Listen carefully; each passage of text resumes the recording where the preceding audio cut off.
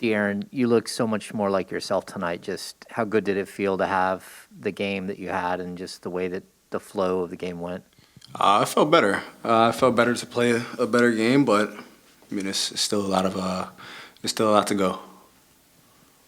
Has this stretch where I don't know whether you know if you've considered a struggle on your end, but has it kind of opened your eyes in a way we're seeing, your team step up in games where maybe ordinarily they're used to you scoring 25, 30 points in order to sustain success? Does this kind of show you what you guys can be if you're happening to be in one of those struggles? Oh yeah, I mean, it's definitely been good. Obviously, we're at 500 right now, and we could be a few games over. But I mean, it's probably the worst stretch I've had since I've been in the league as far as putting the ball in the basket. But that's not the only thing that the game is about. So it's been all right for me. But like you said, the team has definitely stepped up, and we've won some games, and we definitely lost some that we feel like we should have won. Darren, you said it's the toughest stretch. How have you dealt with this, like kind of internally, and then in terms of the support around you? Like we've heard your teammates, your coaches, just sort of speak up on your behalf over the last few days. What has that meant to you, and what have you been hearing from them? It's definitely great, but for me, just keep working.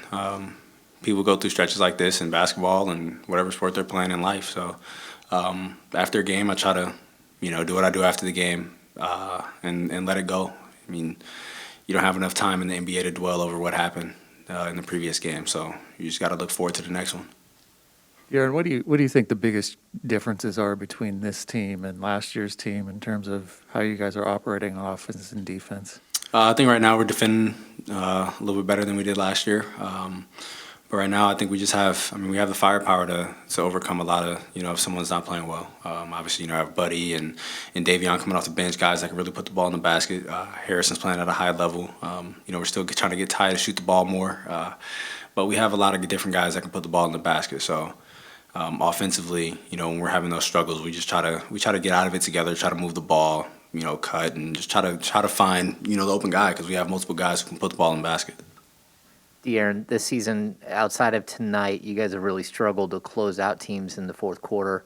That's usually like last year where you just owned the fourth and you were one of the leading scorers in the league in the fourth quarter. Do you see that as like the place where you need to kind of figure out what's happening and excel, and that might be what puts you guys over the top? I mean, I need to step up my whole overall game. But yeah, I think at least tonight, our third quarter wasn't good tonight, but our fourth quarter, I think we held them to like 12. So knowing what we can do, we have to be able to close out games defensively. I mean, for the most part, besides the Dallas game, every other game we've had a lead in the fourth quarter. A few games we had double-digit leads, and they kind of brought it down. Portland, we ended up winning the game, but against Golden State, I believe we had a 10-point lead in the fourth and lost the game. So we have to be able to close the game out defensively, and that's what we need to worry about, I think. I think I probably asked you this a few games ago, but I'm going to go back over it again. The backup bigs, they've been playing really consistent, De'Aaron. And I'm talking about Alex, and I'm talking about Tristan. We know Rashawn been playing off the charts. He's had a tremendously good start of the season. But can you talk about Tristan and Alex and what they mean to these teams, especially when Rashawn go out of the game like that? Yeah, I mean, bringing them in, obviously we already know the reputation of those two guys, two physical and defensive-minded bigs. And they've come in and done that. Obviously, Tristan's won a championship. He's brought in a different type of leadership. And then his energy is kind of very reminiscent of Shump when Shump was here. And then Alex just, a 7-footer. He's not the biggest guy in the world, but he's one of the most physical bigs in the league as far as setting screens, guarding someone like Valanciunas tonight. It's definitely a difficult task for anybody, but he did a hell of a job at it tonight. And we already knew what they would bring, especially, we had already played with Alex before as well. But I think him being here previously, he's definitely feels like he's a bit more comfortable in knowing his role. But they've been great for us. Rather if sometimes one of them hasn't played and the other one hasn't, or whatever it may be. But they've both been ready. They've both been ready. They both know the game plan. They're both vets. They know exactly what they need to come in and do, and they do that. They do it at a high level, and it's definitely helped us. How did you like the way you guys responded once Rashawn went out of the game and kind of went up against a little bit of that adversity? I mean, I think we responded well. Tristan hadn't played in the first half, and once Rich went out, he kind of knew his number would be called at some point, and he was ready. And I think we all responded to that well. Alex came back in, and I think we just did a hell of a job. And obviously, Rich is one of the best. I mean, he's not the biggest, but he's one of the best rim protectors in the league, one of the best guys, getting rebounds. And I think they did a good job in trying to fill in that gap that he left when he was out. De'Aaron, the last few days there's been some attention and focus on the ball, this new Wilson ball. Is that something you've noticed? Does it feel different? Does it? Actually, it's crazy because I saw the PG clip, and then talking to Don, he said something about it because he said that was one of his best games of the year. But I never really thought about it. I just feel like I'm missing shots that I was accustomed to making. I mean, it could be it, but I don't. Does your handle feel like I've just seen times where the ball's, it doesn't seem like it's on a string sometimes. It's made me wonder if maybe that ball has been a factor. Definitely felt it whenever we got the balls like in the summer. Like, we were able to work out with the balls in the summer. But I mean, I had a whole summer with it, so I don't really feel that. But De'Aaron, just the pressure of trying to get to the playoffs and being the face of the franchise. Do you feel like it's weighed on you a little bit here early in the season as you've struggled, or are you feeling like you're doing fine, like mentally, and you're ready to like move forward after this rough stretch? I mean, I'm fine.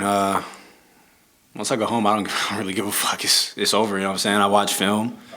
When I'm in the gym, that's what I'm thinking about. But when I'm not in the gym, you know what I'm saying? I talk to my friends, my people, my fiance. I mean, that is what it is. I don't need to, you know what I'm saying? If I'm not playing well, I know I'm not playing well. I don't really give a fuck if somebody else tells me I'm not playing well. If I am playing well, I know I'm playing well. I've never been like growing up. My parents didn't always tell me good job. Like, it didn't matter to me. I never played for, you know what I'm saying, for gratitude. It didn't matter to me. So if I'm not playing well, I know I'm not. If I'm playing well, I know I am. It doesn't matter what anybody's telling me. Hey, De'Aaron, Davion maybe had his best game moving the ball tonight. Haliburton was really good in that aspect as well. Do you feel like you're growing more comfortable moving off ball alongside those guys? Yeah, I mean, we're all, still learning how to play together. But I think it's been good so far. I think, especially when it kind of gets stagnant, you have to go pick and roll. We have multiple different guys that can do it with Harrison as well. But I think it's still learning. It's definitely still learning. But for us, more so when we're on the court, we just know we have to rebound. That's where it is. We know we're going to make guys miss with how active Ty is, and Dave, and how good of an on-ball defender Davion is. We know we're going to make people miss, so we have to be able to rebound when we're in there together. Just a couple more in here. Tyrese had a good night tonight. You mentioned wanting him to shoot more. Coaches talked about that being more aggressive. What have you said to him, and what? I told him to shoot the fucking ball. That's what I said. I think it might have been last time we were in New Orleans, either that or in Dallas, and he passed up a shot, came down, ball goes out of bounds, and I'm kind of standing under the basket. And, like, I just put my hands on my knees, like, not because I'm tired, I just do it. And I looked at him, he looks at me, like, pats his chest. I'm like, yeah, like, because I was probably about to curse him out at the time. But we try to encourage him to shoot the ball. I mean, he's one of the best shooters on our team. He's going to be one of the best shooters in the league. We just tell him that he has to have more attempts. And we're trying to persuade him to get there when guys are going under the screen, especially on him. He's a 40% three-point shooter. He should be shooting that. You guys get your first Eastern Conference test on Friday. Just what does it say about where you guys are at right now through all these Western Conference opponents, most of which were in the playoffs last year, kind of where you guys are at right now? I mean, there's no consolation prize for what we've done. We're sitting at 500. We feel like we could be a few games over that. But I mean, it's been a decent start. We're just looking forward to playing Charlotte. Nothing that we've done at this point, it doesn't matter right now. We're just looking forward to that game. All right, go to Zoom real quick. Matt. Hey, De'Aaron, if you're comfortable talking about it, I know you battled with COVID-19 at the end of last season, and we've seen that have long-term effects on players like Tatum, for example, having to use an inhaler. To remove all speculation, does that have any effect on you at all with training camp to this point this season? Nah.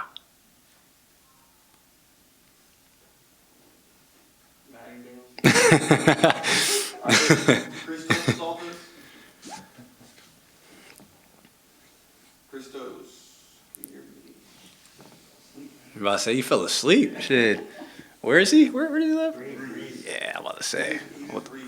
What time is it there? What's the time difference in Greece? The time now is 8 a.m. It's what Almost a.m.? 8 a.m.